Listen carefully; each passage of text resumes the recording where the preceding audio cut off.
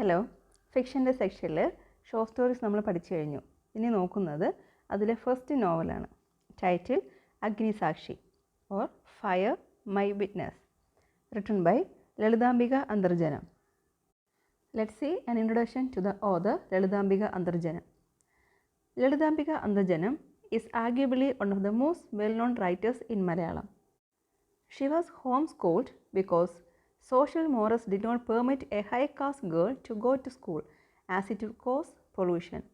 But none of the restrictions she faced at her native home and later in her husband's house could suppress her innate creativity. Through her reading, she gained access to the wide world outside and came under the spell of Mahatma Gandhi and the nationalist movement he led. Her progressive ideas found their way into whatever she wrote. A play titled Punarjanmam and anthologies of short stories mainly മൂടുപടത്തിൽ, കിളിവാതിലിലൂടെ, കണ്ണീരിൻ്റെ പുഞ്ചിരി, പവിത്ര മോതിരം and so on. Her magnum opus is however the single novel she wrote titled Agnisakshi. Lalithambika Antharjanam ജനിക്കുന്നത് 1909 മരിക്കുന്നത് 1987. വളരെ famous ആയിട്ടുള്ള മലയാളത്തിലെ ഏറ്റവും അറിയപ്പെടുന്ന ഒരു റൈറ്ററാണെന്ന് പറയാം ലളിതാംബിക അന്തർജനം. Our home സ്കൂൾഡായിരുന്നു. ഒരു ഇൻസ്റ്റിറ്റ്യൂഷനിൽ പോയിട്ട് പഠിച്ചതല്ല, വീട്ടിൽ തന്നെയായിരുന്നു അവരുടെ എഡ്യൂക്കേഷൻ എന്ന് പറയുന്നത്. അതിൻ്റെ കാരണമെന്ന് പറയുന്നത് she was born in A high cast family. ഒരു ബ്രാഹ്മണ ഫാമിലി ജനിച്ചത് കൊണ്ട് തന്നെ അവർ പുറത്ത് മറ്റ് കാസ്റ്റിലെ കുട്ടികളുമായിട്ട് ഇടപഴകിയാൽ അത് പൊല്യൂഷന് കാരണമാകും. അതായത് തൊട്ടുകൂടായ്മ നിന്നിരുന്ന ഒരു കാലഘട്ടമായതുകൊണ്ട് തന്നെ അത് ഇഷ്ടപ്പെടാത്തത് കൊണ്ട് തന്നെ ഒരു ഹോം സ്കൂളിംഗ് ആയിരുന്നു കിട്ടിയിരുന്നത്. എന്നാൽ തൻ്റെ സ്വന്തം വീട്ടിൽ നിന്ന് അവർക്ക് കിട്ടിയിരുന്ന റെസ്ട്രിക്ഷൻസോ തൻ്റെ ഹസ്ബൻഡ് വീട്ടിൽ നിന്ന് അവരനുഭവിച്ച സപ്രഷനോ ഒന്നും തന്നെ അവരുടെ ഇന്നേറ്റ് ക്രിയേറ്റിവിറ്റി തടസ്സപ്പെടുത്തിയില്ല. വളരെ വിശാലമായ വായനയിലൂടെ അവർ ലോകത്തെ അറിഞ്ഞു. മാത്രമല്ല ഗാന്ധിജിയെക്കുറിച്ചും അദ്ദേഹത്തിൻ്റെ നാഷണലിസ്റ്റ് മൂവ്മെൻറ്റിനെ കുറിച്ചും അവർ അറിയുകയും അതിൽ ആകൃഷ്ടയാകുകയും ചെയ്തു. ലളിതാംബിക അന്തർജനത്തിൻ്റെ എല്ലാ എഴുത്തുകളിലും അവരുടെ പ്രോഗ്രസീവ് ഐഡിയാസ് കാണാൻ കഴിയുമായിരുന്നു. അവരെഴുതിയിട്ടുള്ള പ്ലേ ആയിക്കോട്ടെ, അതുപോലെ ഷോർട്ട് സ്റ്റോറീസ് ആയാലും, അവരുടെ ഏത് വർക്കാണെങ്കിലും അവരുടെ പ്രോഗ്രസീവ് ഐഡിയാസ് എല്ലാം തന്നെ ആ വർക്കിലൂടെ നമുക്ക് വായിച്ചെടുക്കാനായിട്ട് സാധിക്കുമായിരുന്നു. അവിടെ ഏറ്റവും ഫേമസ് ആയിട്ടുള്ള അറിയപ്പെടുന്നൊരു കൃതി എന്ന് പറയുന്നത് അവരെഴുതിയിട്ടുള്ള ആകെ ഒരേ ഒരു നോവലാണ് Agnisakshi. Agnisakshi published in 1976 won the Kendra Sahitya Akademi award, the Vayalar award, the Kerala Sahitya Akademi award and the Odakkuzhal award. It is considered a classic in Malayalam literature, not merely for the poignant love story it narrates, but also for the graphic picture it gives of the social reform movements that took place in Kerala and the nationalist struggle in India. Through its portraiture of Thedikutty, it also gives a glimpse of a nascent feminist movement that would bring about revolutionary changes in gender relations and the positions of women in Kerala society. 1976 publish ചെയ്ത അഗ്നിസാക്ഷി എന്ന കൃതിക്ക് Kendra Sahitya Akademi award, Vayalar award, Kerala Sahitya Akademi award, ഓടക്കുഴൽ award എന്നിവ ലഭിച്ചിട്ടുണ്ട്. ഈ ഒരു കൃതിയെ മലയാളം ലിറ്ററേച്ചറിലെ ഒരു classic എന്ന് തന്നെ നമുക്ക് വിശേഷിപ്പിക്കാം. എന്തുകൊണ്ടെന്നാൽ ആ ഒരു കൃതിക്കകത്ത് പറയുന്ന അതിൽ നറേറ്റ് ചെയ്യുന്ന ആ സ്റ്റോറിയുടെ ബേസിൽ മാത്രമല്ല, ആ ഒരു വർക്കിലൂടെ നമുക്ക് തരുന്ന ആ സോഷ്യൽ റിഫോം മൂവ്മെൻറ്റ്സിനെ കുറിച്ചും അതുപോലെ തന്നെ ഇന്ത്യയിൽ സംഭവിച്ച നാഷണലിസ്റ്റ് സ്ട്രഗിളിനെ കുറിച്ചുമൊക്കെ നമുക്ക് കിട്ടുന്നൊരു അവബോധം. അതുകൊണ്ട് തന്നെ ഇതൊരു ക്ലാസിക് വർക്കാണ് നമുക്ക് പറയാവുന്നതാണ്. അഗ്നിസാക്ഷി എന്ന നോവലിലെ മെയിൻ കഥാപാത്രം എന്ന് പറയുന്നത് തേതിക്കുട്ടി അല്ലെങ്കിൽ ദേവകി മാനമ്പള്ളി എന്ന ഒരു സ്ത്രീ കഥാപാത്രമാണ്. അവരുടെ ഒരു പോർട്രേറ്റിലൂടെ നമുക്ക് അറിയാൻ കഴിയുന്നത് ഫെമിനിസ്റ്റ് മൂവ്മെൻറ്റിൻ്റെ ഒരു സ്റ്റാർട്ടിങ് നമുക്ക് അവിടെ നിന്ന് കാണാൻ കഴിയുന്നുണ്ട്. ഇനി നമുക്ക് നോവലിലേക്ക് പോകാം. അഗ്നിസാക്ഷി ബൈ ലളിതാംബിക അന്തർജനം. ഈ നോവൽ സ്റ്റാർട്ട് ചെയ്യുന്ന സമയത്ത് നമ്മൾ കാണുന്നത് ലക്ഷ്മി അല്ലെങ്കിൽ തങ്കം എന്ന് വിളിക്കുന്ന മിസസ് KMK നായരെയാണ്. ഈ ഒരു ക്യാരക്ടറിലൂടെയാണ് ഈ കഥ മുന്നോട്ട് പോയിക്കൊണ്ടിരിക്കുന്നത്. ഈ നോവലിൽ കൂടുതൽ കാര്യങ്ങളും അവരുടെ ഒരു പെർസ്പെക്റ്റീവിലാണ് പറയുന്നത്, അല്ലെങ്കിൽ അവരുടെ ഓർമ്മകളാണ് ഈ ഒരു നോവലായിട്ട് മുന്നോട്ട് വരുന്നത്. കഥ സ്റ്റാർട്ട് ചെയ്യുന്ന സമയത്ത് ഗംഗയുടെ തീരത്ത് അവരൊരു റിച്വൽ ചെയ്യാമായിരുന്നു, ഒരു ഡെത്ത് സെറമണി ചെയ്യാമായിരുന്നു. ആ ഡെത്ത് സെറമണി എന്ന് പറയുന്നത് അവരുടെ കസിനായിട്ടുള്ള ഉണ്ണി നമ്പൂതിരിയുടെ ഡെത്ത് സെറമണിയാണ്. മനമ്പള്ളി ഇല്ലത്തെ അപ്പൻ നമ്പൂതിരി എന്ന പദവി അലങ്കരിക്കുന്ന ഇരവിരവി നമ്പൂതിരിയുടെ മകളാണ് തങ്കം. തങ്കത്തിൻ്റെ അച്ഛൻ്റെ മൂത്ത സഹോദരൻ്റെ മകനാണ് ഈ ഉണ്ണി നമ്പൂതിരി. ഉണ്ണി നമ്പൂതിരിയുടെ ഒരു ഡെത്ത് സെറമണിയുമായിട്ട് ബന്ധപ്പെട്ടാണ് ഗംഗാ തീരത്ത് തങ്കം എത്തിയിരിക്കുന്നത്. ലക്ഷ്മി അല്ലെങ്കിൽ തങ്കമെന്നാണ് അവർ കൂടുതലായിട്ട് വിളിക്കുന്നത്. തങ്കത്തിന് കൂടെ അവിടെ വന്നിരിക്കുന്നത് അവരുടെ മകനാണ് അപ്പു ഡോക്ടറാണ്. അതുപോലെ തന്നെ കൂടെ വന്നിരിക്കുന്നത് വേറൊരു പെൺകുട്ടി കൂടെയുണ്ട്, അപ്പുവിൻ്റെ മകളായിട്ടുള്ള ദേവു എന്ന് വിളിക്കുന്ന ദേവകി. തങ്കം ഉണ്ണി നമ്പൂതിരിയെ വിളിക്കുന്നത് ഉണ്ണിയേട്ടൻ എന്നാണ്. അപ്പോൾ ഉണ്ണിയേട്ടൻ്റെ മരണത്തിന് ശേഷം ആ ചാരം ഗംഗയിൽ ഒഴുക്കാനായിട്ടും അതിനോടനുബന്ധിച്ചുള്ള ചില സെറമണികൾ നടത്താനുമായിട്ടാണ് അവർ വന്നത്. ഈ വന്ന സമയത്ത് തന്നെ തങ്കം ഒരു സന്യാസിനിയുടെ വേറബോട്ട്സ് അവരെക്കുറിച്ച് അവിടെ അന്വേഷിക്കുന്നുണ്ട്. ഈ സന്യാസിനി എന്ന് പറയുന്നത് ദേവകി മണമ്പള്ളിയാണ്, അല്ലെങ്കിൽ ദേവി ബഹൻ എന്ന് പിന്നീട് അറിയപ്പെട്ട, അതിനും ശേഷം മാതാ സുമിത്രാനന്ദ എന്നറിയപ്പെട്ട തൻ്റെ തേതിക്കുട്ടി അല്ലെങ്കിൽ ഏടത്തിയമ്മ എന്ന് വിളിച്ചിട്ടുള്ള ഉണ്ണിയേട്ടൻ്റെ ഭാര്യ, അവരെ അന്വേഷിച്ചു കൂടെയാണ് അവർ അവിടെ കുറച്ച് സമയത്ത് സ്പെൻഡ് ചെയ്യുന്നുണ്ട്. ചില അന്വേഷണങ്ങൾക്ക് ശേഷം അവർ മാതാ സുമിത്രാനന്ദയെ കണ്ടപ്പോൾ തന്നെ അവർക്ക് മനസ്സിലായി അത് അവരുടെ തേതിക്കുട്ടിയാണ്, അല്ലെങ്കിൽ ദേവകി ആണ്, അവരുടെ ഏടത്തിയമ്മയാണെന്നുള്ളത് മനസ്സിലാക്കുന്നു. എന്നാൽ ഏടത്തിയമ്മ തേതിക്കുട്ടി അധികം സംസാരിക്കാതെ പെട്ടെന്ന് കടന്നു കളയുകയാണ് ചെയ്യുന്നത്. കാരണം എന്ന് പറയുന്നത് അവരുടെ ആ ഒരു പഴയ പാസ്റ്റ്, ആ പെയിൻഫുള്ളായിട്ടുള്ള പാസ്റ്റ് ഓർക്കാനായിട്ട് അവർ ആഗ്രഹിക്കുന്നില്ല. അതിനുശേഷം തങ്കം തൻ്റെ ഹോട്ടൽ മുറിയിലേക്ക് പോകുന്നു. മകൻ്റെ മകളുമായിട്ട് ഹോട്ടൽ മുറിയിലേക്ക് തിരികെ പോകുന്നു. അവിടെ വെച്ച് തങ്കം വീണ്ടും ഓർക്കുന്നുണ്ട്. അവരുടെ ഓർമ്മകളാണ് കൂടുതലും കഥയായിട്ട് വരുന്നത്. ഓർക്കുന്നത് ഉണ്ണിയേട്ടൻ്റെ വെഡ്ഡിങ്ങിനെ കുറിച്ചാണ്. തൻ്റെ അച്ഛൻ ഒരു ബ്രാഹ്മണനാണെങ്കിലും അമ്മ ഒരു നായർ സ്ത്രീയാണ്.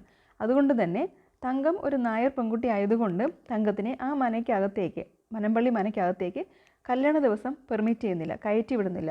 അവൾക്കതൊരു വലിയ അപ്സെറ്റ് ആകുന്നു. ആ ഒരു ഇൻസൾട്ട് കൊണ്ട് അവൾ ആ ഒരു ദിവസം മുഴുവനും ഭക്ഷണം കഴിക്കാതെ ചിലവഴിക്കുന്നു.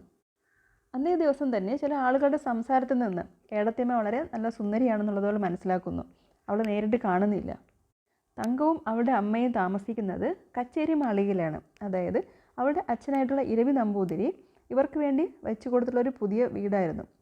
ഇവരുടെ അമ്മയെ, തങ്കത്തിൻ്റെ അമ്മയെ വിവാഹം ചെയ്ത് കൊണ്ടുവരുമ്പോഴേക്കും രവി നമ്പൂതിരി ഒരു പുതിയ വീട് വെച്ച് കൊടുക്കുന്നു. ആ വീടിനാണ് കച്ചേരി മാളിക എന്ന് വിളിക്കുന്നത്. ആ വീട്ടിലാണ് തങ്കവും തങ്കത്തിൻ്റെ അമ്മയും താമസിക്കുന്നത്. രവി നമ്പൂതിരിക്ക് ധാരാളം കുഞ്ഞുങ്ങളുണ്ടായെങ്കിലും അതിൽ സർവൈവ് ചെയ്തത് തങ്കം മാത്രമായിരുന്നു. തങ്കത്തിന് തൻ്റെ കസിനായിട്ടുള്ള ഉണ്ണിയേട്ടനുമായിട്ട് വളരെ അടുത്തൊരു അഫക്ഷനായിരുന്നു. ഉണ്ണിയേട്ടൻ്റെ വിവാഹം കഴിഞ്ഞ് കുറച്ച് ദിവസങ്ങൾക്കകം തന്നെ ഏടത്തിയമ്മയും തങ്കവും വളരെ നല്ല അടുപ്പത്തിലായി. ഉണ്ണിയേട്ടൻ എന്ന് വിളിക്കുന്ന ഉണ്ണി നമ്പൂതിരി അദ്ദേഹം കൂടുതൽ സമയം പൂജകളിലും അതുപോലുള്ള സെറിമണീസിലും ആ മനയിൽ സൂപ്പർവിഷൻ നടത്തിയും അവിടുത്തെ കാര്യങ്ങളൊക്കെ ചെയ്തും ഇങ്ങനെ സമയം പോയി കഴിഞ്ഞിരുന്നു. അപ്പം അതുകൊണ്ട് തന്നെ തൻ്റെ ഭാര്യയുമായിട്ട് അല്ലെങ്കിൽ ദേവകിയുമായിട്ട് ഒരുപാട് സമയമൊന്നും അദ്ദേഹം ചിലവഴിച്ചിരുന്നില്ല. അതിൻ്റേതായിട്ടുള്ള ചെറിയ പരിഭവങ്ങൾ തേതിക്കുട്ടി പറയുന്ന സമയത്തും പലതും തങ്കത്തിന് മനസ്സിലാകുന്നില്ല എന്താണ് ശരിക്കും ആ ഒരു വിഷമത്തിന് കാരണമെന്നുള്ളത്. എങ്കിലും തങ്കം പറയുന്നുണ്ട് ഉണ്ണിയേട്ടൻ വളരെ നല്ലവനായൊരു മനുഷ്യനാണെന്നുള്ളത്. ഉണ്ണിയേട്ടൻ വളരെ പാവമായിട്ടുള്ള ഒരു ശുദ്ധനായിട്ടുള്ള വളരെ പായസമായിട്ടുള്ളൊരു മനുഷ്യനാണ്. ആ മനമ്പള്ളി മനയെന്ന് പറയുന്നത് വളരെ ഓർത്തഡോക്സ് ആയിട്ടുള്ള ഒരു പാട്രിയാർക്കിയൽ വൈസ് കീപ്പ് ചെയ്തുകൊണ്ട് പോകുന്ന അവിടുത്തെ അന്തർജനങ്ങളൊക്കെ തന്നെ വളരെ ക്ലോസ്ഡ് ആയിട്ടുള്ള കുറച്ച് ആൾക്കാരായിരുന്നു. അതുകൊണ്ട് തന്നെ എന്നാൽ നമ്മുടെ തേതിക്കുട്ടി അല്ലെങ്കിൽ ദേവകി എന്ന് പറയുന്ന ഏടത്തിയമ്മ അവർ കുറച്ചുകൂടെ മോഡേണായിട്ട് ചിന്തിക്കുന്ന കുറച്ച് ആൾക്കാരായിരുന്നു അവരുടെ ഫാമിലി എന്ന് പറയുന്നത്. അതുകൊണ്ട് തന്നെ ഈ ഒരു മനക്കകത്ത് വന്നപ്പോഴേക്കും അവിടുത്തെ രീതികൾ കൊണ്ട് തന്നെ കുറച്ച് ശ്വാസം മുട്ടുന്ന പോലെയാണ് തേതിക്കുട്ടിക്ക് തോന്നിയത്. മാത്രമല്ല ഉണ്ണിയേട്ടൻ്റെ അമ്മ കുറച്ച് ടിറാനിക്കൽ കൂടെ ആയിരുന്നു. അതുകൊണ്ട് തന്നെ അവർ പറയുന്നുണ്ട്, മകനോട് പറയുന്നുണ്ട്, വളരെ ഓസ്പീഷ്യസ് ആയ ഡേയ്സിൽ മാത്രമേ വൈഫിൻ്റെ അടുത്ത് പോകാവൂ, അല്ലാതെയുള്ള ദിവസങ്ങളിൽ പോകാൻ പാടില്ല. ഈ രീതിയിൽ ഒരു എന്താണ് വളരെ കുറച്ച് സമയം മാത്രമായിരിക്കും അവർ ഒരുമിച്ച് ചിലവഴിക്കുന്നത്. തേതിക്കുട്ടിക്ക് തൻ്റെ വീട്ടിൽ ഒരുപാട് വായിക്കാനൊക്കെ അവസരമുണ്ടായിരുന്നു. ഒരുപാട് മാഗസീൻസും ന്യൂസ് പേപ്പറൊക്കെ വായിക്കാൻ അവസരം കിട്ടിയിരുന്നു. എന്നാൽ ഇവിടെ അങ്ങനെയുള്ള ഒരു വായനയ്ക്കുള്ള ഒരു സാധ്യതയും കിട്ടിയിരുന്നില്ല. വളരെ പുരാണങ്ങളും ഇതിഹാസങ്ങളും അടങ്ങിയ കുറച്ച് പുസ്തകങ്ങൾ മാത്രമാണ് മനമ്പള്ളി മടയിൽ നിന്ന് അവൾക്ക് ലഭിച്ചിരുന്നത്. അതുകൊണ്ട് തന്നെ അവൾ ആകെ ബോറടിച്ചതുപോലെയായിരുന്നു. ഈ ഒരു കാര്യം തങ്കത്തിനോട് പറയുന്ന സമയത്ത് തങ്കം പ്രോമിസ് ചെയ്യുന്നു. കാരണം കച്ചേരി മാളികയിൽ തൻ്റെ വീട്ടിൽ ഈ വക സാധനങ്ങൾ ഇതുപോലുള്ള ബുക്സും മാഗസീൻസൊക്കെ അവരവിടെ വായിക്കാറുണ്ട്. വായിച്ച് കഴിയുമ്പോഴേക്കും ആരും കണ്ടത് കൊണ്ട് എത്തിക്കാമെന്ന് പറഞ്ഞ് തങ്കം പ്രോമിസ് ചെയ്യുന്നു. അതുപോലെ തന്നെ തങ്കം കുറച്ച് ബുക്കുകൾ അല്ലെങ്കിൽ ഇവർക്ക് വായിക്കാനായിട്ട് താല്പര്യമുള്ള കുറച്ച് ബുക്കുകൾ കൊണ്ട് കൊടുക്കുന്നുണ്ട്. ഈ സമയത്ത് കേരളത്തിൽ അതുപോലെ ഇന്ത്യയിൽ തന്നെ നാഷണലിസ്റ്റ് മൂവ്മെൻറ്റ്സും വളരെ നല്ല രീതിയിലുള്ള സോഷ്യൽ റിഫോം മൂവ്മെൻറ്റ്സൊക്കെ നടക്കുന്നൊരു സമയമായിരുന്നു. അപ്പോൾ അതിലൊക്കെ തന്നെ താല്പര്യമുള്ളൊരു സ്ത്രീയായിരുന്നു തേതിക്കുട്ടി. അവരുടെ ഒരു സഹോദരനാണ് PKP നമ്പൂതിരി എന്ന് പറയുന്നത്. അദ്ദേഹം വളരെ പ്രോഗ്രസീവ് ഒരു മനുഷ്യനായിരുന്നു. സ്ത്രീകൾ ഒരു അന്തർജനങ്ങൾ അവരുടെ ഡ്രസ്സിങ് സ്റ്റൈൽ കുറച്ചുകൂടെ മാറ്റുക, അല്ലെങ്കിൽ ബ്രാഹ്മണിക ട്രഡീഷൻസിൽ മാറ്റങ്ങൾ വരുത്തുക, ഇങ്ങനെയുള്ള പല പ്രോഗ്രസീവായ ചിന്തകളും വെച്ച് പുലർത്തുന്നൊരു മനുഷ്യനായിരുന്നു PKP നമ്പൂതിരി. എന്നാൽ നമ്മുടെ ഉണ്ണിയേട്ടനാണെങ്കിൽ അങ്ങനെയുള്ള ഒരു ചിന്തകളും അദ്ദേഹത്തിൻ്റെ മൈൻഡിലേക്ക് വന്നില്ല. അദ്ദേഹം ആ വീടിനെ ചുറ്റിപ്പറ്റി, ആ മനയെ ചുറ്റിപ്പറ്റി, അവിടുത്തെ പല വിശ്വാസങ്ങളും ആചാരങ്ങളും ചുറ്റിപ്പറ്റി മാത്രം ജീവിച്ചൊരു മനുഷ്യനായിരുന്നു. ഈ സമയത്ത് ഉണ്ണി നമ്പൂതിരിയുടെ ഒരു അവിടുത്തെ ചെറിയമ്മ മരിക്കുന്നുണ്ട്. അപ്പോൾ അതിൻ്റെ ഫലമായിട്ട് 1 വർഷത്തോളം ദീക്ഷ അനുഷ്ഠിക്കണമെന്ന് ഉണ്ണി നമ്പൂതിരി തീരുമാനിക്കുന്നു. അങ്ങനെ ഉണ്ണി നമ്പൂതിരിയുടെ അടുത്തേക്ക് തേതിക്കുട്ടി അധികം പോകാതെയായി, അവർ തമ്മിൽ അധികം കാണാതെയുമായി. അപ്പോൾ ഇങ്ങനെ ഇരിക്കുന്ന സമയത്ത് അവർ ചില തേതിക്കുട്ടി അവിടെയുള്ള നാട്ടിലുള്ള അല്ലെങ്കിൽ അവിടെ ജോലിക്ക് വരുന്ന ജോലിക്കാരുടെ മക്കൾ നായരായിട്ടുള്ള ചെറിയ കുഞ്ഞുങ്ങളെ കാണുകയും കുട്ടികളെ കാണുകയും അവർ കളിക്കുന്നതൊക്കെ കാണുകയും ചെയ്യുമ്പോഴേക്കും അവരോട് സംസാരിക്കുന്നതും അവരോട് ഇടപെടുന്നതും ഒക്കെ തന്നെ ആ മനയിൽ അന്തർജനങ്ങൾ വിലക്കിയിരുന്നു. മാത്രമല്ല PKP നമ്പൂതിരിയുടെ വളരെ പ്രോഗ്രസീവായ ചിന്തകളും അദ്ദേഹത്തിൻ്റെ പ്രഭാഷണങ്ങളും അതൊക്കെ തന്നെ പത്രങ്ങളിൽ വരികയും അദ്ദേഹത്തെ അറസ്റ്റ് ചെയ്യുന്ന കാര്യങ്ങളും അല്ലെങ്കിൽ അദ്ദേഹമായിട്ട് ബന്ധപ്പെട്ടിരുന്ന കാര്യങ്ങൾ ഒരു പ്രശ്നം പോലെ മനയ്ക്കകത്ത് ചർച്ച ചെയ്യപ്പെടുകയും അതിൻ്റെ കുത്തുവാക്കുകൾ തേതിക്കുട്ടിക്ക് കേൾക്കേണ്ടി വരികയും ചെയ്യുന്നു. മനമ്പള്ളി മനയ്ക്കകത്ത് ശ്വാസം മുട്ടി കഴിയുന്ന തേതിക്കുട്ടി PKP നമ്പൂതിരിയുമായിട്ട് തൻ്റെ സഹോദരനുമായിട്ട് ഒരു കോണ്ടാക്റ്റ് വയ്ക്കുന്നത് കത്തിലൂടെയാണ്. അത് അവർക്ക് ഡയറക്റ്റ് കത്ത് പോസ്റ്റ് ചെയ്യാനായിട്ട് സാധിക്കില്ല. അതിൻ്റെ സഹായം ചെയ്തു കൊടുക്കുന്നത് തങ്കമാണ്. ആ കത്തിൽ തന്നെ തങ്കം തൻ്റേതായ ചില കുറിപ്പുകളും തൻ്റേതായ രീതിയിലുള്ള ചില കുറിക്കുകൾ അവരുടെ ചില കാര്യങ്ങളും കൂടെ അദ്ദേഹവുമായിട്ട് PKP നമ്പൂതിരിയുമായിട്ട് സംസാരിക്കുന്നുണ്ട്. ഈ കത്തുകൾക്കൊക്കെ തിരിച്ച് റിപ്ലൈ വരുന്നത് തങ്കത്തിൻ്റെ പേരിലാണ്. അതുകൊണ്ട് തന്നെ തേതിക്കുട്ടിക്ക് അതിനകത്ത് ഒരു ഇൻവോൾവ്മെൻ്റ് ഉള്ളതായിട്ട് ആരും അറിയുകയില്ല. PKP നമ്പൂതിരി വളരെ പ്രോഗ്രസീവ് ആണെങ്കിലും തൻ്റെ സഹോദരി മനമ്പള്ളി മനയിൽ നിന്ന് പുറത്തു വരണമെന്നോ അങ്ങനെ ഒരു എൻകറേജ്മെൻറ്റ് അദ്ദേഹത്തിൻ്റെ സൈഡിൽ നിന്ന് കിട്ടിയിരുന്നില്ല. കാരണം PKP നമ്പൂതിരിക്ക് അറിയാമായിരുന്നു ഉണ്ണി നമ്പൂരി എന്ന് പറയുന്നത് വളരെ നോബിളായിട്ടുള്ളൊരു മനുഷ്യനാണ്. തേതിക്കുട്ടി വളരെയധികം അദ്ദേഹത്തെ സ്നേഹിക്കുന്നു എന്നുള്ളതും PKP നമ്പൂതിരിക്ക് അറിയാമായിരുന്നു. ഒരിക്കൽ തേതിക്കുട്ടി തൻ്റെ സഹോദരനോട് ചോദിക്കുന്നുണ്ട്, why did you get me married to a divine being? എന്തിനാണ് ഇങ്ങനെ ഒരു പയസ്സായിട്ടുള്ള ഇത്രയും ഒരു ഡിവൈനായിട്ടുള്ളൊരു മനുഷ്യനെ എന്നെ കല്യാണം കഴിപ്പിച്ചത്? ഈ സമയത്ത് തന്നെ PKP നമ്പൂരി ചെയ്യുന്നത് പോലെയുള്ള ചില കാര്യങ്ങൾ തേതിക്കുട്ടിയുടെ മനസ്സിലും ഉണ്ടായിരുന്നു. അതിനുശേഷം തങ്കം അവരുടെ സ്റ്റഡീസുമായിട്ട് ബന്ധപ്പെട്ട് ഗ്രാജുവേഷനുമായിട്ട് ബന്ധപ്പെട്ട് ദൂരേക്ക് പോകുന്നുണ്ട്. പിന്നീട് തങ്കം ഒരു ജോലി വാങ്ങുകയും എക്കണോമിക്കലി ഇൻഡിപെൻഡൻ്റ് ആകുകയും ചെയ്യുന്നുണ്ട്. 10th പാസ്സായപ്പോഴേക്കും തങ്കം തൻ്റെ വീട്ടിൽ ഹയർ സ്റ്റഡീസിനുള്ള ആഗ്രഹം അറിയിക്കുന്നു. അപ്പോൾ ഇത് ആഗ്രഹം പറഞ്ഞ സമയത്ത് ശരിക്കും അച്ഛൻ അവളുടെ വിവാഹം കഴിപ്പിച്ച് അയക്കാനാണ് തീരുമാനിക്കുന്നത്. ഇത് അവൾക്ക് താല്പര്യമില്ലായിരുന്നു. ദേഷ്യം വന്നിട്ട് ഇരവിരവി അവളെ അടിക്കുകയും ചെയ്യുന്നുണ്ട്. ഒടുവിൽ ഉണ്ണിയേട്ടൻ വന്നിട്ട് ഇരവിരവി നമ്പൂതിരിയോട് തങ്കത്തിന് വേണ്ടിയിട്ട് സംസാരിക്കുന്നു. അവൾ പഠിക്കുന്നെങ്കിൽ കോളേജിൽ പോയി പഠിക്കട്ടെ. മാത്രമല്ല ഉണ്ണി നമ്പൂതിരിയുടെ അനിയനായിട്ടുള്ള അനിയൻ നമ്പൂതിരി അദ്ദേഹവും പഠിക്കാൻ ആഗ്രഹം കാണിക്കുകയാണ്. അപ്പോൾ അങ്ങനെയാണെങ്കിൽ രണ്ടുപേരും കൂടെ ഒരുമിച്ച് പോകാമല്ലോ എന്നൊരു രീതിയിൽ അവർ രണ്ടുപേരും പഠിക്കാനായിട്ട് പോകുന്നു. പഠിക്കാൻ പോകുന്നതിന് വേണ്ടിയിട്ട് തങ്കം ഏടത്തിയമ്മയോട് യാത്ര പറയാൻ വരികയാണ്. അവർ തമ്മിലുള്ളൊരു സംഭാഷണം, ആ ഒരു ഫെയർവെൽ എന്ന് പറയുന്നത് വളരെ ഹാർട്ട് ടച്ചിങ് ആയിരുന്നു. ഏടത്തിയമ്മ തങ്കത്തിനെ അനുഗ്രഹിച്ച് ചോദിക്കുകയാണ് ഇനി എന്നെങ്കിലും നമ്മൾ കാണാൻ വഴിയുണ്ടാകുമോ എന്നുള്ളത്. ഹയർ സ്റ്റഡീസിന് പോയ തങ്കം ഒരു 4 മാസം കഴിയുമ്പോഴേക്കും തിരിച്ച് നാട്ടിലേക്ക് വരുമ്പോഴാണ് മനസ്സിലാക്കുന്നത് ഏടത്തിയമ്മ മനമ്പള്ളി മന വിട്ടിട്ട് അവരുടെ വീട്ടിലേക്ക് പോയെന്നുള്ളത്. പോകാനുള്ള റീസൺ ഇങ്ങനെയായിരുന്നു. തേതിക്കുട്ടിയുടെ അമ്മയ്ക്ക് സുഖമില്ല എന്ന് പറഞ്ഞിട്ട് അവിടെ ഒരാൾ വന്ന് കാര്യങ്ങൾ പറഞ്ഞ് അറിയിക്കുന്നുണ്ട്. അപ്പോൾ ഇത് കേൾക്കുന്ന സമയത്ത് തേതിക്കുട്ടി പറയുന്നു എനിക്ക് അമ്മയെ കാണാൻ പോകണമെന്നുള്ളത്. എന്നാൽ ഉണ്ണിയേട്ടൻ്റെ കൊച്ചച്ഛനായിട്ടുള്ള അവിടുത്തെ അപ്പൻ നമ്പൂതിരി ഇതിന് സമ്മതിക്കുന്നില്ല. കാരണമെന്ന് പറയുന്നത് അവർ നേരത്തെ തന്നെ അവരുടെ സഹോദരനായിട്ടുള്ള PKP നമ്പൂതിരിയുടെ റിഫോം മൂവ്മെൻറ്റ്സിനെ കുറിച്ചൊക്കെ അറിഞ്ഞിട്ടുണ്ടായിരുന്നു. അപ്പോഴേ അവർ വാണിംഗ് കൊടുത്തിട്ടുണ്ടായിരുന്നു ആ വീടുമായിട്ട് ഇനി ഒരു ബന്ധവുമില്ല എന്നുള്ളത്. ഇനി അങ്ങോട്ട് പോകേണ്ടി വന്നാൽ തിരിച്ചൊരു വരവ് ഉണ്ടാകില്ല എന്നുള്ളത് നേരത്തെ ഒരു വാണിംഗ് കൊടുത്തിട്ടുണ്ടായിരുന്നു. അപ്പോൾ തൻ്റെ അമ്മയ്ക്ക് സുഖമില്ലെന്ന് കേൾക്കുമ്പോഴേക്കും താൻ അങ്ങോട്ടേക്ക് പോയേ മതിയാവുമെന്ന് പറഞ്ഞിട്ട് ഒന്നും വകവയ്ക്കാതെ തന്നെ അവരവിടെ നിന്ന് തേതിക്കുട്ടി ഇറങ്ങിപ്പോകുന്നു. ഏടത്തിയമ്മ പോയപ്പോഴേക്കും ഉണ്ണിയേട്ടൻ അവരെ പ്രിവെൻറ്റ് ചെയ്യുന്നില്ല. കാരണം അദ്ദേഹത്തിനും അറിയാമായിരുന്നു അവരവിടെ എത്രത്തോളം ശ്വാസം മുട്ടിയാണ് ജീവിക്കുന്നതെന്നുള്ളത്. അദ്ദേഹം തടഞ്ഞതുമില്ല. ഒരിക്കൽ അനിയൻ നമ്പൂതിരി തങ്കത്തിനോട് പറയുന്നുണ്ട് തൻ്റെ കാസ്റ്റ് സ്റ്റാറ്റസ് അത് വേണ്ടെന്ന് വയ്ക്കാനായിട്ട് അവൻ പ്ലാൻ ചെയ്യാണ്. അപ്പോൾ ഇത് കേട്ടപ്പോഴേക്കും തങ്കം ഒന്ന് സ്ട്രക്കായി. കാരണം അവർ ചിന്തിക്കായിരുന്നു ആ ഒരു കോൺട്രാസ്റ്റ്, ചേട്ടനും അനിയനും തമ്മിലുള്ളൊരു കോൺട്രാസ്റ്റ്. ചേട്ടൻ എന്ന് പറയുന്നത് വളരെ പയസായിട്ടുള്ള എല്ലാ റൂൾസും ഒബേ ചെയ്ത് എല്ലാ റെസ്ട്രിക്ഷൻസ് വേണ്ടെന്നുള്ളതെല്ലാം വേണ്ടെന്ന് വെച്ചിട്ട് അങ്ങനെ ജീവിച്ചു പോകുന്നൊരു മനുഷ്യനാണ്. എന്നാൽ അനിയനാണെങ്കിൽ വളരെ റെബലിയസ് ആയിട്ടുള്ളൊരു ബ്രദറാണ്. അപ്പോൾ അവർ തമ്മിലുള്ള ആ ഒരു കോൺട്രാസ്റ്റ് തങ്കം ചിന്തിക്കുമായിരുന്നു.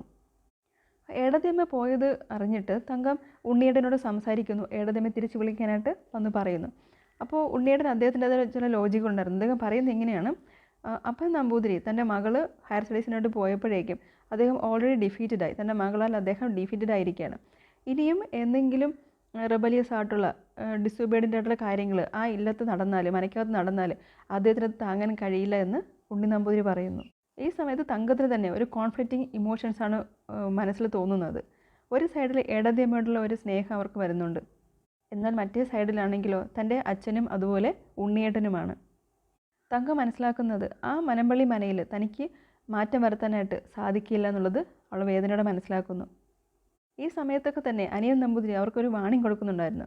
ഒരു വലിയൊരു ചേഞ്ച് അവിടെ സംഭവിക്കാൻ പോകുന്നു, സൊസൈറ്റിയിൽ ഒരു മാറ്റം വരാൻ പോകുന്നു എന്നുള്ളത് അവൻ ഇടയ്ക്കിടയ്ക്ക് അതിനെക്കുറിച്ച് പറയുമായിരുന്നു. ഈ സമയത്താണ് ന്യൂസ് പേപ്പറിലെല്ലാം തന്നെ ഒരു പുതിയ ലീഡറിനെ കുറിച്ചുള്ള വാർത്തകൾ വന്നത്.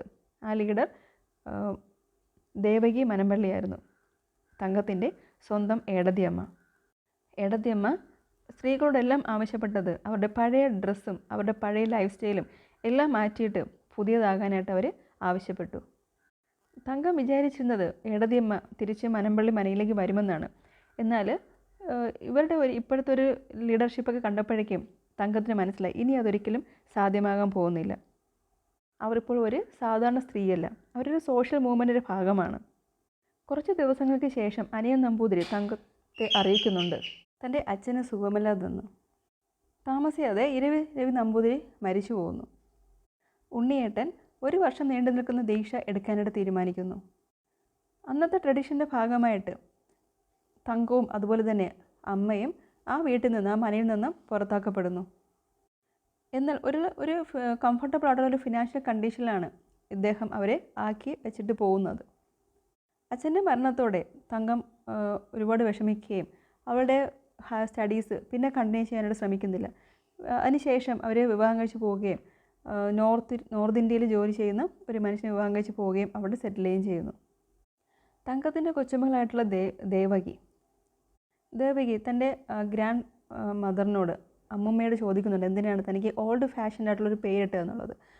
അപ്പോൾ തങ്കം ഓർക്കുന്നുണ്ട് ഏടത്തിയമ്മയ്ക്ക് താൻ വാക്ക് കൊടുത്തത്, അല്ലെങ്കിൽ ഏടത്തിയമ്മ തന്നോട് പറഞ്ഞത് തങ്കത്തിൻ്റെ മകൾക്കോ അല്ലെങ്കിൽ കൊച്ചുമകൾക്കോ തന്നെ പേരിടണമെന്ന്. തങ്കത്തിൻ്റെ അമ്മ പറഞ്ഞിട്ട് ഒരു കാര്യം കൂടെ തങ്കം അറിഞ്ഞു. അതിങ്ങനെയാണ്, അനിയൻ നമ്പൂതിരി ഏടത്തിയമ്മയെ പോയി കണ്ടിരുന്നു മനമ്പള്ളി മനയിലേക്ക് തിരികെ വരാനായിട്ട്. എന്നാൽ ഏടത്തിയമ്മ പറഞ്ഞത് താൻ ഇങ്ങോട്ടേക്ക് വരാം, പക്ഷേ ഉണ്ണിയേട്ടൻ അവരെ വിളിക്കണം, എന്നാൽ വിളിച്ച് തിരികെ വന്നാൽ പ്രായശ്ചിത്തമൊന്നും ചെയ്യാനായിട്ട് സാധിക്കുകയില്ല. എന്നാൽ ഉണ്ണിയേട്ടന് ആ ഒരു ട്രഡീഷനെ മാറ്റി വെച്ചിട്ടുള്ളൊരു ലൈഫിനെ കുറിച്ച് ചിന്തിക്കാനും കഴിഞ്ഞില്ല. എന്നാൽ ഉണ്ണിയേട്ടൻ ഏടത്തിയമ്മയുടെ വഴി മുടക്കി നിന്നതുമില്ല. അവരെ വളരാനും അവർക്ക് ഫ്രീഡം കൊടുക്കാനുമാണ് ഉണ്ണിയേട്ടൻ ആഗ്രഹിച്ചത്. പിന്നീട് ദേവകി മനമ്പള്ളി ഒരു ആശ്രമത്തിലേക്ക് പോയി അവിടെ മഹാത്മാഗാന്ധിയുടെ ഡിസേബിളായിട്ട് അവിടെ താമസിക്കുന്നു.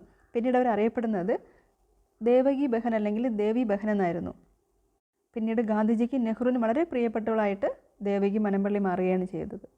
ഈ സമയത്ത് ക്വിറ്റ് ഇന്ത്യ മൂവ്മെൻറ്റ് അതിൻ്റെ ഒരു കൊടുമ്പിരി കൊണ്ടിരിക്കുന്ന ആ ഒരു സമയമായിരുന്നു 1942. ഈ സമയത്ത് തങ്കം ഒരു കാഴ്ച കാണുന്നുണ്ട്. ഒരു ചെറിയ പയ്യൻ തൻ്റെ കയ്യിൽ നിന്ന് ത്രിവർണ്ണ പതാക കെട്ടാനായിട്ട് ഒരു ബിൽഡിങ്ങിൻ്റെ മുകളിലേക്ക് കയറുകയും പോലീസ് അവനെ ഷൂട്ട് ചെയ്യുകയും ചെയ്യുന്നു. അവൻ വന്ന് താഴേക്ക് വീഴുന്നത് ഒരു സ്ത്രീയുടെ കൈകളിലായിരുന്നു. ആ സ്ത്രീ നാരി സേവാ സമിതിയുടെ ഒരു മെമ്പർ കൂടെയായിരുന്നു. അവരുടെ ശരീരത്തിൽ, അവരുടെ സാരിയിൽ മുഴുവനും ആ കുട്ടിയുടെ ബ്ലഡ് കൊണ്ട് ചുവന്നെങ്കിലും ഒരു തുള്ളി കണ്ണുനീര് പോലും അവരുടെ കണ്ണിൽ നിന്ന് വന്നില്ല. ആ ആ സ്ത്രീയുടെ കണ്ണുകളും അവരുടെ ഐലാഷസും കണ്ടപ്പോഴേക്കും ഇവർക്ക് ഓർമ്മ വന്നത് ഏടതിയമ്മയായിരുന്നു. പിന്നീടാണ് അവർ മനസ്സിലാക്കുന്നത് ആ സ്ത്രീ ദേവി ബഹനാണ്. അവരുമായിട്ട് പിന്നീട് കോണ്ടാക്റ്റ് പുതുക്കണമെന്ന് തങ്കത്തിന് തോന്നിയെങ്കിലും ഹസ്ബൻഡ് അവരെ പ്രിവെൻറ്റ് ചെയ്തു.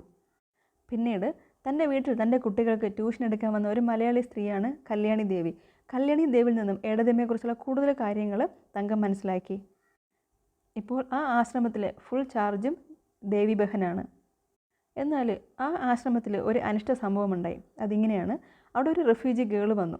ആ പെൺകുട്ടിക്ക് തങ്കം എന്നാണ് തേതിക്കുട്ടി അല്ലെങ്കിൽ ദേവകി പേര് വിളിക്കുന്നത്. ഈ പെൺകുട്ടി വളരെ പരിഗണനയോടുകൂടി അവർ കണ്ടിരുന്നു. എന്നാൽ കുറച്ച് ദിവസം കഴിഞ്ഞപ്പോഴേക്കും ദേവി ബഹനെയും ബിട്രേ ചെയ്തുകൊണ്ട് ആ പെൺകുട്ടി അവിടെ നിന്ന് പോകുന്നുണ്ട്. ഈ ഒരു ഇൻസിഡൻറ്റിൽ വിഷമിച്ചിട്ട് ദേവി ബഹൻ ആ ഒരു ആശ്രമം വിടുകയും ശുദ്ധാനന്ദ സരസ്വതിയുടെ ഒരു ഡിസേബിളായിട്ട്, അദ്ദേഹം ഒരു സ്പിരിച്വൽ ഗുരുവാണ്, അദ്ദേഹത്തിൻ്റെ ഒരു ഡിസേബിളായിട്ട് മാറുകയും ചെയ്യുന്നു. പിന്നീട് ഒരിക്കൽ തങ്കം തൻ്റെ വീട്ടിലേക്ക് വരുന്നുണ്ട്. അവിടെ വരുമ്പോഴേക്കും മനസ്സിലാക്കുന്നത് അനിയൻ നമ്പൂതിരി വളരെ പവർഫുള്ളായിട്ടുള്ള ഒരു വെൽത്തിനോടും സ്റ്റാറ്റസിനോടും ഒക്കെ കുറച്ച് താല്പര്യം കൂടുതലൊരു മനുഷ്യനായിട്ട് മാറിക്കഴിഞ്ഞു എന്നാണ്. മാത്രമല്ല ഉണ്ണിയേട്ടൻ ആ വീട് വിട്ട് പോയിട്ട് ഒരു വില്ലേജിൽ ഒരു ടെമ്പിളിൽ അഭയം തേടിയതായിട്ടും അവിടെ തന്നെ സ്ഥിരമായിട്ട് താമസിക്കുന്നതായിട്ട് അറിയാൻ കഴിഞ്ഞു. തങ്കം ആ ക്ഷേത്രത്തിൽ പോയിട്ട് ഉണ്ണിയേട്ടനെ കാണുന്നുണ്ട്. അവരവിടെ വെച്ച് അവരുടെ സംഭാഷണത്തിൽ നിന്നും തങ്കം മനസ്സിലാക്കുന്നത് ഉണ്ണിയേട്ടൻ തൻ്റെ ഫൈനൽ ഗോൾ അറ്റൈൻ ചെയ്തു എന്നാണ്. ആ ഗോൾ എന്ന് പറയുന്നത് ability to love the entire universe. ആ ദൈവത്തെ സ്നേഹിക്കുന്ന പോലെ മനുഷ്യനെയും ലോകത്ത് മുഴുവൻ സ്നേഹിക്കാനുള്ള ഒരു എബിലിറ്റി അദ്ദേഹം നേടിയെടുത്തു എന്ന് മനസ്സിലാക്കുന്നു. തങ്കത്തിൻ്റെ ഒപ്പം വീട്ടിലേക്ക് പോകാനായിട്ട് ഉണ്ണിയേട്ടൻ ശ്രമിക്കുന്നില്ല, അദ്ദേഹം പോകുന്നില്ല. ഈ സമയത്ത് തങ്കം ചിന്തിക്കുന്നത് തൻ്റെ ഏടതിയമ്മയും അതുപോലെ തന്നെ ഉണ്ണിയേട്ടനും സെയിം ഗോൾ അറ്റൈൻ ചെയ്യാനായിട്ട്, ആ ഒരു സ്പിരിച്വൽ ലിബറേഷൻ നേടാനായിട്ട് രണ്ട് ഡിഫറൻറ്റ് പാത്തുകൾ സെലക്ട് ചെയ്തു എന്നുള്ള കാര്യത്തെക്കുറിച്ചായിരുന്നു. വില്ലേജിൽ വന്ന സമയത്ത് തങ്കത്തിനോട് തൻ്റെ ഒരു ക്ലാസ്മേറ്റ്, പഴയൊരു ക്ലാസ്മേറ്റ് മാധവി പറയുന്നുണ്ട്, ഏടതിയമ്മ തിരിച്ച് മനയിലേക്ക് വരാത്തത് ഉണ്ണിയേട്ടൻ്റെ അമ്മ തടഞ്ഞതുകൊണ്ട് മാത്രമാണ്. എന്നാൽ ഇന്ന് ആ അമ്മ ഒരുപാട് സഫർ ചെയ്യുന്നുണ്ട്. അവർ പക്ഷാഘാതം വന്നിട്ട് കിടപ്പിലാണ്, വളരെ വർഷങ്ങളുടെ ഒരു കിടപ്പിലാണ്. അനിയൻ നമ്പൂതിരിയുടെ വൈഫിൻ്റെ ഇൽ ട്രീറ്റ്മെൻറ്റ് സഹിച്ചുകൊണ്ടാണ് അവർ കിടക്കുന്നത്. പിന്നീട് തങ്കം ഓർക്കുന്നത് തനിക്കൊരു ലെറ്ററും ഒരു പാഴ്സലും കിട്ടിയ കാര്യം അനിയൻ നമ്പൂതിരി അയച്ചതായിരുന്നു. ആ ലെറ്ററിനകത്ത് ഉണ്ണിയേട്ടൻ്റെ ഡെത്തിനെക്കുറിച്ച് പറയുന്നു. അദ്ദേഹം ആ ടെമ്പിളിൽ ഡോർ സ്റ്റെപ്പിൽ മരിച്ച് കിടക്കുകയായിരുന്നു. ആ കത്തിനകത്ത് തൻ്റെ മരണത്തിന് ശേഷമുള്ള ആചാരങ്ങൾ തങ്കത്തിൻ്റെ മകൻ്റെ മകൾ ചെയ്യണമെന്നും അതിനകത്തൊരു പാഴ്സൽ വെച്ചിട്ടുണ്ടായിരുന്നു. അതിനകത്ത് ഏടതമ്മയുടെ മംഗല്യസൂത്രമായിരുന്നു. അതുപോലെ തന്നെ ആ ഒരു പാഴ്സലിനകത്ത് ഏടതമ്മ ഉണ്ണിയേട്ടന് എഴുതിയ ലാസ്റ്റ് ലെറ്ററും അതിൻ്റെ ഒപ്പം വെച്ചിട്ടുണ്ടായിരുന്നു. തങ്കം വിചാരിച്ചത് ഗംഗയിലേക്ക് പോകുമ്പോഴേക്കും ആ മംഗല്യസൂത്രം അവിടെ കളയാമെന്നാണ്. എന്നാൽ ദേവി ബഹനെ കണ്ടതിന് ശേഷമാണ് അവർ ആ ഒരു ആഗ്രഹം കളയുന്നത്. തങ്കം മകനായ അപ്പുവിനോട് പറയുന്നുണ്ട് തനിക്ക് മാതാജിയെ കാണാം. മാതാജി എന്ന് പറയുന്നത് ദേവി ബഹൻ പിന്നീട് മാതാ സുമിത്രാനന്ദയായിട്ട് മാറിയതാണ്. തനിക്ക് മാതാജിയെ ആശ്രമത്തിൽ പോയി കാണണമെന്ന് പറയുന്നു. അപ്പു അതിന് സമ്മതിക്കുന്നുണ്ട്. അങ്ങനെ ആ നോവലിൻ്റെ അവസാന ഭാഗമാകുമ്പോഴേക്കും മാതാജിയെ കാണാനായിട്ട് തങ്കം ചെല്ലുന്നുണ്ട്. ആ സമയത്ത് തങ്കം തൻ്റെ പെയിൻഫുള്ളായിട്ടുള്ള പല മെമ്മറീസും അവർ ഓർക്കുന്നുണ്ട്. അവർ മനമ്പള്ളി മനയിലായിരുന്ന സമയത്ത് ഉണ്ണിയേട്ടൻ അവരോടൊപ്പം സ്പെൻഡ് ചെയ്യാൻ അവർക്ക് സമയമില്ലായിരുന്ന കാര്യത്തെക്കുറിച്ച്, ഇങ്ങനെ പല കാര്യങ്ങളെക്കുറിച്ചും അവർ ചിന്തിക്കുന്നുണ്ട്. ആ മനയിൽ ഉണ്ണിയേട്ടനെ വിട്ടിട്ടാണ് ഒരു സോഷ്യൽ ചേഞ്ച് കൊണ്ടുവരാനായിട്ട് അവർ ഇറങ്ങിത്തിരിച്ചത്. പക്ഷേ അതിലും ഒരു അവസാനം വന്നിരിക്കുകയാണ്. അതിൻ്റെ അവസാനം അവർ സന്യാസം സ്വീകരിച്ചിരിക്കുകയാണ്. ഇപ്പോൾ അവർക്ക് ധാരാളം ഡിസേബിൾസ് ഉണ്ട്. എന്നാൽ തങ്കത്തെ കണ്ടപ്പോഴേക്കും അവർ വീണ്ടും ഒരു സാധാരണ ഇമോഷണൽ സ്ത്രീയായിട്ട് മാറിയത് അവർക്ക് തോന്നി. അവരുടെ ഗുരുവാണ് തന്നിലൊരു ഒരു സ്പിരിച്വൽ ഫയർ ഉള്ളതായിട്ട് കണ്ടെത്തുന്നതും അവരുടെ ഉള്ളിൽ ഒരു ശാന്തി കൊണ്ടുവന്നതും അവരുടെ ഡിസ്റ്റർബ്ഡ് ആയിട്ടുള്ള മൈൻഡിനെ ഒന്ന് റിലാക്സ് ചെയ്യാൻ സഹായിച്ചത് ആ ഗുരുവായിരുന്നു. തങ്കവും മാതാജിയും വീണ്ടും ഒരു പ്രാവശ്യം കൊണ്ട് കണ്ടുമുട്ടുന്നു. ആ സമയത്ത് തങ്കം ക്ഷമ ചോദിക്കുന്നുണ്ട് ഏടതിയമ്മയെ താൻ മറന്നുപോയതുകൊണ്ട്. തൻ്റെ കയ്യിലിരുന്ന ആ ഒരു മംഗല്യസൂത്രം ഏടതിയമ്മയുടെ കയ്യിലേക്ക് കൊടുക്കുന്നുണ്ട്.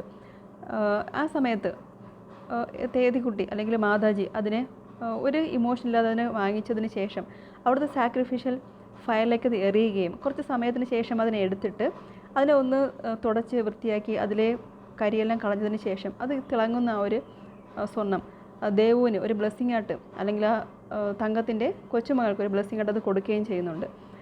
അതോടുകൂടിയാണ് ആ നോവൽ അവസാനിക്കുന്നത്. ദെൻ അവിടെ സമാധി അറ്റൈൻ ചെയ്തു എന്ന് പറയുന്നു. അതായത് തൻ്റെ കാലത്തുണ്ടായിരുന്ന പല വേണ്ടാത്ത അനാചാരങ്ങളെയും തുടച്ചു മാറ്റി ഒരു പുതിയ ജീവിതം അല്ലെങ്കിൽ പുതിയ തലമുറയെ വാർത്തെടുക്കുക എന്നുള്ളതായിരുന്നു അവരുടെ സ്വപ്നമെന്ന് പറഞ്ഞിരുന്നത്. അത് ആ ഒരു സ്വർണം എന്താണ് ഒന്ന് തീയിൽ ഉരുക്കിയെടുത്ത് അല്ലെങ്കിൽ അതിലെ കളങ്കം മാറ്റിയിട്ട് ആ കുഞ്ഞിനെ കൊടുത്തതിലൂടെ ഉദ്ദേശിക്കുന്നത്. ഇനി നമുക്ക് ടെക്സ്റ്റിനകത്ത് തന്നെയുള്ള സമ്മറിയിലേക്ക് പോകാം. Agnisakshi, fire my witness, translated by Vasanthi Sankara Narayanan, is a multi-layered novel. At its core is the failure of the marriage between two exceptionally good individuals, Unni Nambudiri and Thedikutty, caused as much by a clash of temperaments as the opposing pulls of orthodoxy and modernism. Surrounding it is the story of emergence of the liberated woman, caused by a synergy of reform movement within the Nambudiri community and the social changes brought in the wake of the freedom struggle. Surrounding these personal and socio-political narratives is the spiritual one embodied in the figures of Unni Nambudiri, Thedikutty and Mahatma Gandhi that hints at the possibility of the refinement of the individual.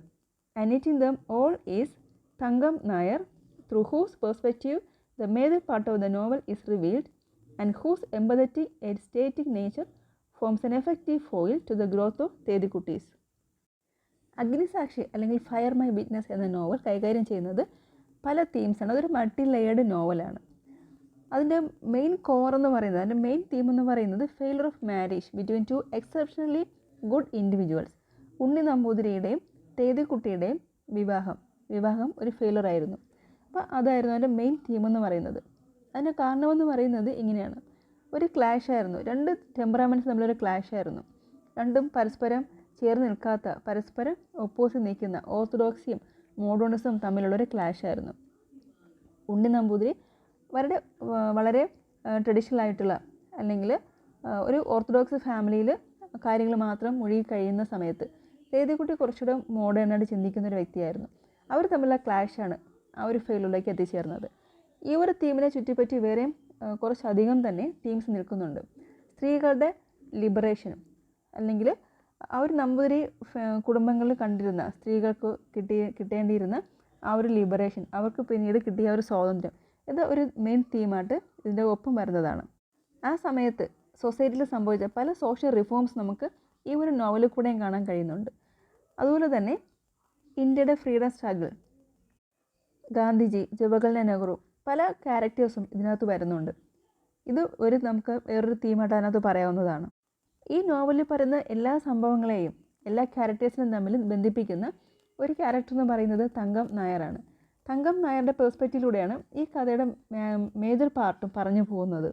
പ്രത്യേകിച്ചും തേതിക്കുട്ടി ദേവകി പിന്നീട് ദേവി ബഹനാകുന്നതും ഒടുവിൽ മാതാ സുമിത്രാനന്ദയാകുന്നതും മാതാജി ആകുന്നതും ഇതെല്ലാം തന്നെ നമ്മൾ തങ്കത്തിൻ്റെ കാഴ്ചപ്പാടിലൂടെയാണ് അത് മനസ്സിലാക്കുന്നത്.